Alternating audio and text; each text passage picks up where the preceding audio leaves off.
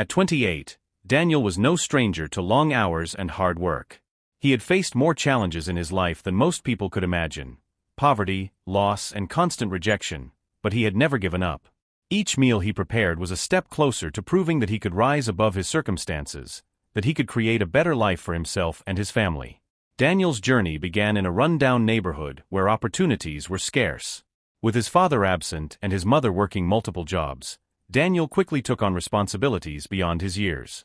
To help his family, he worked odd jobs after school, often going to bed hungry and exhausted. School was no refuge. His classmates teased him for his worn-out clothes, and his teachers dismissed him as a lost cause. But Daniel knew that if he wanted to escape poverty, he had to keep going, even when life seemed unbearable. The turning point came when Daniel's mother was diagnosed with cancer.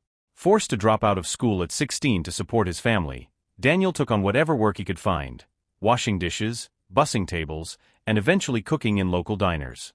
Dreams of college faded, replaced by the harsh reality of survival. One of the diners where Daniel worked was owned by Mr. Jenkins, a seasoned restaurateur who saw potential in the young man.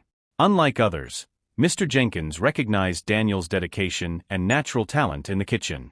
He took Daniel under his wing, teaching him not just how to cook, but how to persevere in the face of adversity. Under Mr. Jenkins' guidance, Daniel began to dream again.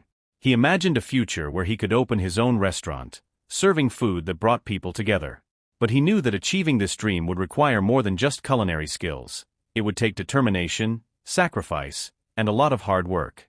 Over the next several years, Daniel saved every penny he could. He worked long hours at the diner, took on side gigs, and studied business basics from library books.